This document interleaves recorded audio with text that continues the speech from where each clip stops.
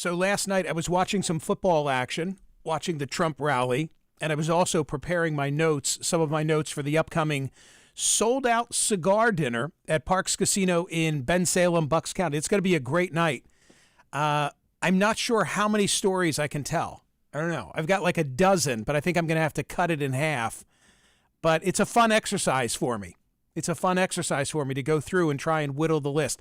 It could be a really great night. It could be really great night. It could be. We'll see.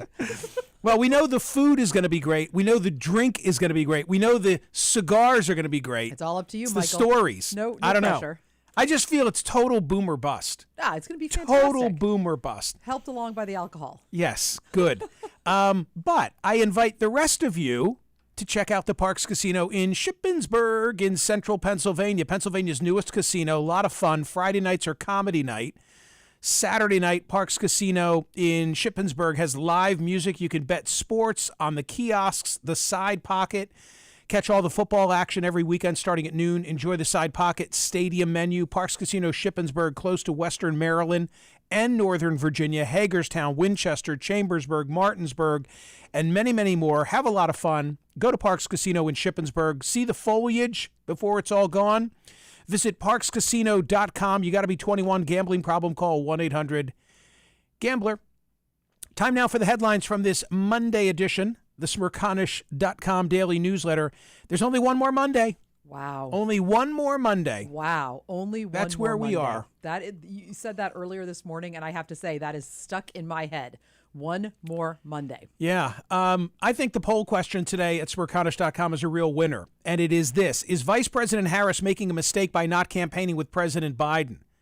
I mean, you think about all of the individuals who are on the campaign trail, the celebrity factor, Beyonce and Bruce and both Obamas. I watched Michelle Obama's speech over the weekend. Hulk Hogan, Dr. Phil making his endorsement at Madison Square Garden. Who's missing? President Biden. And it's not an accident. Axios has the story. We have it in the newsletter today. President Biden wants to campaign for Vice President Harris in the last 3 days before the election. Harris's campaign keeps responding, "We'll get back to you," according to people who are familiar with the dynamic. Harris's team believes that Biden is a political liability at a crucial time in the campaign, but is reluctant to directly say they don't want him to campaign for her. It's the latest example of Democrats and even some Biden staff tiptoeing around the 81-year-old president's ego and feelings. One person familiar with the situation compared it to a slow-moving breakup. Harris's team and allies respect Biden's service, but they are wary of further tying Harris to an unpopular president. His numbers are somewhere in the 39% range. I happen to think that it's a mistake, and I would be using him very selectively, but I'd send him to Scranton. I was about to ask, how would you be doing it? In the Philly burbs, I'd use him. She was in Philly all day yesterday. Right. Not the burbs, but the city. All right. So you would She's camped out in a Center City hotel. I know. So you would have them together. I would. Yeah, I don't think that you're going to get away with the total distance. Well, I think it's backfiring on them because I think part of it is that there's this narrative like I'm different. Yeah, it's the change candidate. I'm different. Right. And so the fear is, well, they're going to just show the Trump campaign would just show that on a loop. Guess what the Trump campaign is now showing on a loop? The lack of Biden being there. And that's turning out to be worse. If she wins, it will be a miracle campaign executed in 3 months. Flawless. The rollout was smart. Tim Walz was a brilliant choice. The way they kept Biden away, brilliant. And if she loses, then the post-mortem is going to start with, it depends what happens in Pennsylvania, but it's going to start with their vice presidential selection. Do you think so? That's where the post-mortem starts. Yeah, if she loses Pennsylvania and loses the race, Right. It's going to be, well, she should have taken Josh. Wow. She should have taken Josh Shapiro. And she should never have come out so slowly in bubble wrap, and she would have benefited from a competitive primary, a blitz primary, et cetera. It's going to be one or the other. It's going to be, it was genius, or, well, of course, it was flawed. Right? It's going to be one or the other. But I think that's a really interesting question. So go vote at Smerconish.com on today's poll question and tell me, is she making a mistake? Should Joe Biden be in the fold? I mean, it has to feel embarrassing for him, doesn't it? To not be asked. He's the president of the United States. I can't even imagine what is going through his head right now. It must be so many different emotions since he stepped down. I can't. Counting down the number of sleeps. Yeah. How many sleeps are left in the White House? Is that what you do? Sleeps? When our kids were younger, I'm trying to think. How many more sleeps till I turn 7? Was that what it was? It was either birthday or Christmas. Yeah. How many sleeps? How many more sleeps till Santa comes, or how many more sleeps? It wasn't something that we did. I think that was sort of like the younger, but the Bidens don't have too many sleeps left in the White House. By the way, speaking of how close the election is, we can now report that I will be doing a live broadcast, as I put it, in my native Bucks County, the most important town in the most important county in the most important state of the 2024 election. I'm not sure I've ever been more excited for a remote broadcast. Really? Oh, I have no idea. It's like the cigar dinner at Parks. I have no idea what to expect. I know, but that's the best part of it, right, Dan? I told people all weekend, like, guess where we're broadcasting on Election Day? The Bagel Barrel in Doylestown, Pennsylvania. Right. I'm like, that's awesome. I'm like, I know, right? I'm really excited. Yeah, and you are all welcome. Come on. Bucks County, Pennsylvania. I'm totally psyched. With special guests. Special guests. So we hope to see which you we're there. Figuring out as we speak. We hope to see you there. They will be very special, and you will be special, and you are all welcome. A lot of polling data released over the weekend, and I covered much of it in the newsletter. I like the ABC News Ipsos poll. 2 percentage points divide the two of them. It is Harris 49-47.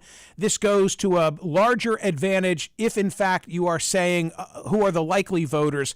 So it's still very close, and the battleground states are neck and neck. If you go to Real Clear Politics today, which I have done, you'll see that Donald Trump is leading in each of the 7 of them, but it is by a whisker, all within the margin of error.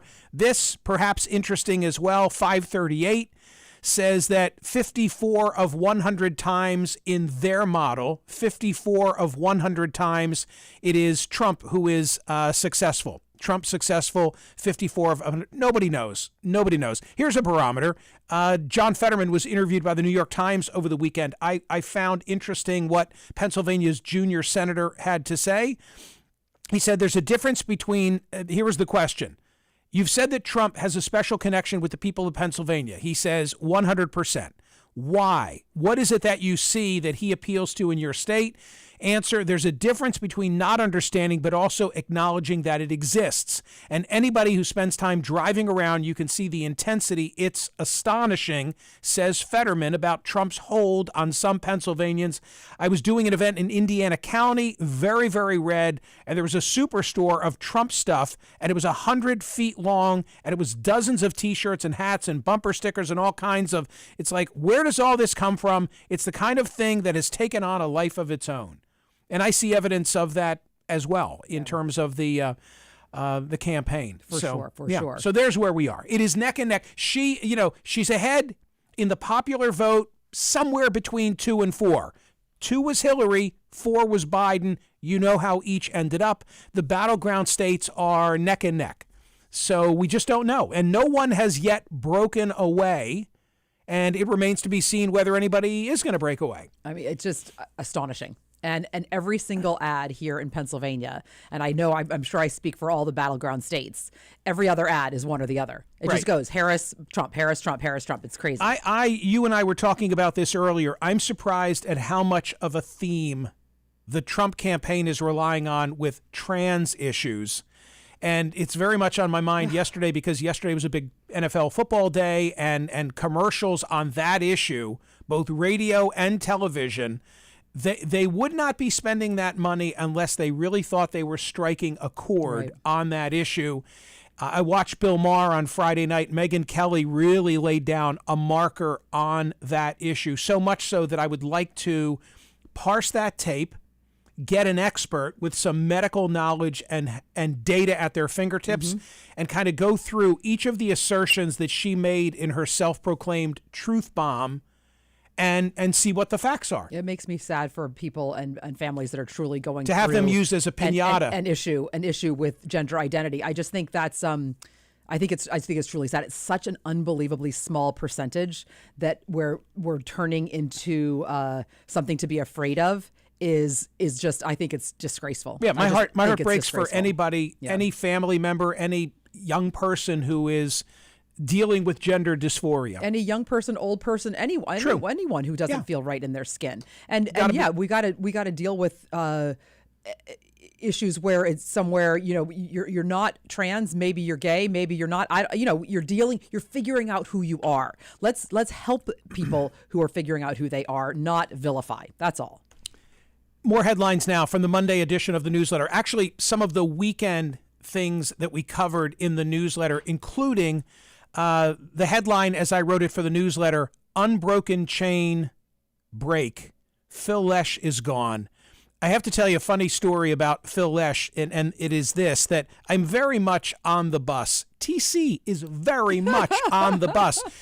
You might not know the names of the Grateful Dead catalog songs, but you know all the songs. Legit singing along to all of them. You know all of them. I hear it's They hysterical. play in the background Right. as we are preparing the show. They do. And we listen to David Lemieux. Right. And we laugh every Right. time he mentions his lady friend from yesteryear. Because they were 16 and Right, traveling to the country. Grateful Dead concerts. Right. It's hysterical. And every once in a while, I'll send David Lemieux an email. When do we meet the lady friend? And he just Where thinks it's is hilarious. the lady friend? Right.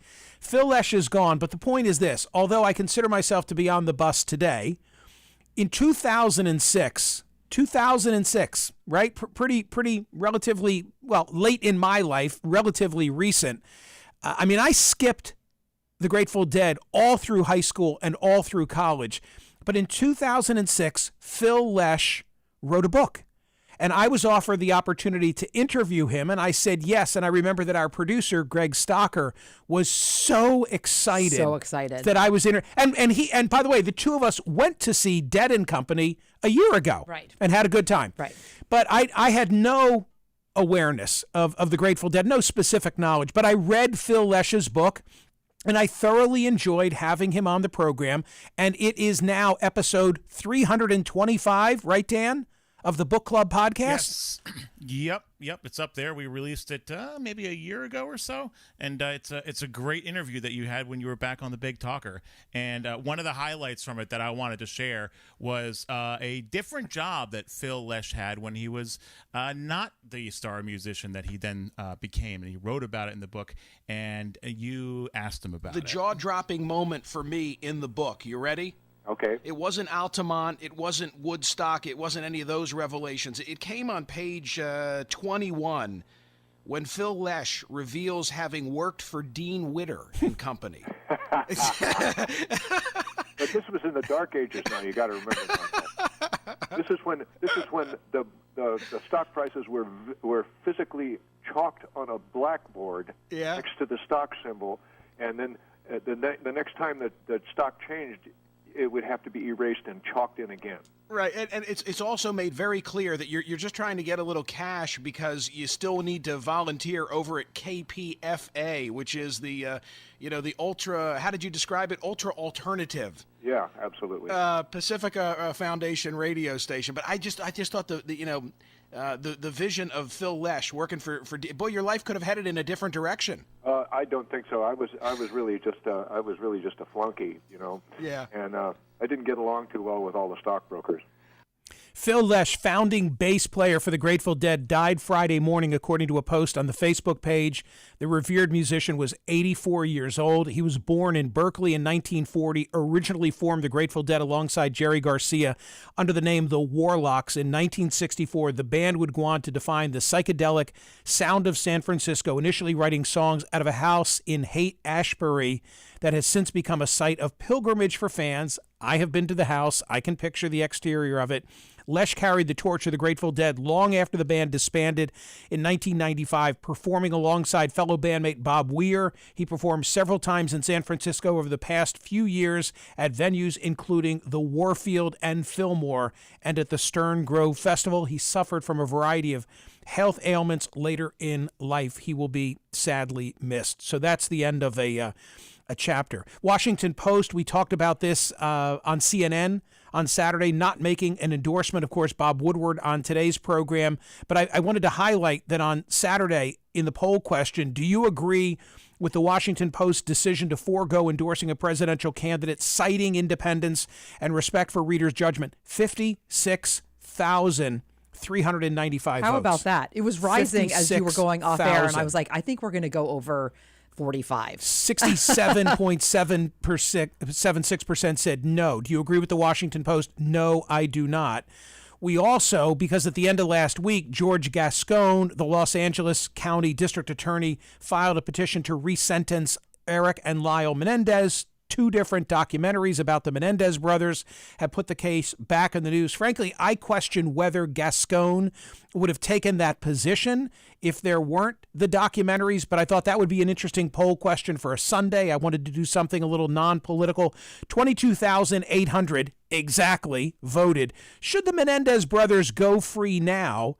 57.99% said yes. How about that? You surprised by that? I was not surprised by that. Having the buzz about the documentaries, what the family thinks, the length of their prison term, if they had allowed the abuse into the case. From what I've read, if they had allowed the abuse into the case, then it would have been 25 years. Like they would have still served. And evidently the brothers think they should have served, but they didn't need to serve 35. They needed to serve 25. Now they've served 35 and they should be let out. So that's the thinking. Two favorite stories. They have nothing to do with the 2024 election. They are both airline related. Oh boy. Me with travel on the brain because in the last Why, Michael? In the last 60 days, I've been in North Carolina, I've been in Texas, I've been in California, I've been in Nevada. I'm coming to Indy. I'll mention that in a moment. But two stories. One of them very sad. Sad. A dog died after forced to having to sit in coach. So I read this headline and I thought it was a joke, like a bad joke, but I thought it was a joke. But no, legit, they think that because,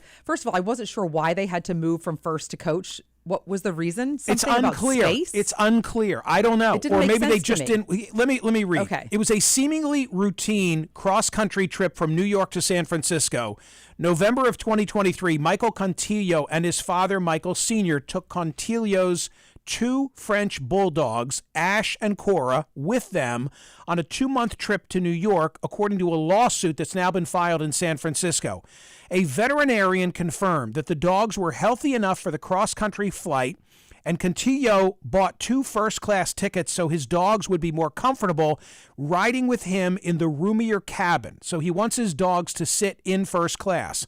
But when he tried to fly back to San Francisco with his dogs in February, 2 Alaska Airline employees approached he and his father and asked them to move to the coach section of the plane for safety purposes.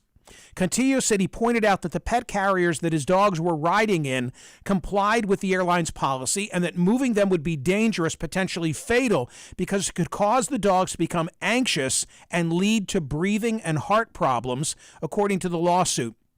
Aisle 11 of the plane, where the airline employees wanted them to sit, was also more crowded, the suit said, but the Alaska Airlines employees were insistent, yada, yada, yada.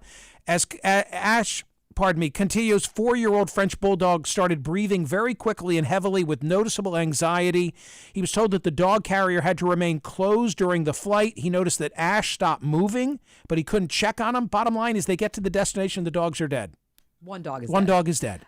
So I don't understand this. But I have never had a dog with anxiety. I'm really lucky like that. I've just not had a dog with anxiety. I have friends that have dogs that have real anxiety issues. So, I mean, obviously the dog had real anxiety issues, but I'm not sure what would have caused the move. I think the problem with this story is that you're like, driving a coach is so, stressful. It has something else. There was something else going on, obviously. I agree with that. But I just don't understand what it was. But my heart goes out to him because guess what? The dog is dead. Look, That's the bottom line. So I don't know what went on. I know to some it's ridiculous. Like you're going to pay for a dog to sit. Okay, but if you want to, then you're paying the freight for first class. The dog sits in first class. Why are you moving? Like if you wouldn't have. I agree. Moved, right. So the whole thing does not make any sense to me. But my heart goes out to these people. Okay, and finally, there is a name for people like me. You don't do that. Gate lice. You don't do that. Yes, I do that. You've been with me. I lurk. I'm a lurker. This is not a lurker. Gate lice is someone who tries to board when it's I don't not do their that. time. I don't do that, but I'm always lurking around. Michael, you are not. Okay. You are like peripheral to gate lice. Gate lice is someone who is group 7 and tries to board with group 2. And now they're going to have like an alarm that's going to go off. Like this is going to be really interesting. It's going to be awesome. Okay, in travel news this week, American Airlines tackles line jumpers, the world's best bars for 2024 in National Geographic. Okay. This is going to be tough news to hear if you're someone who likes to gather around the airport gate before your designated boarding time. This is not, that's you, but the gate lice is not you. Thank you, TC. Either because you're an anxious flyer or you're really keen on grabbing that overhead bin space.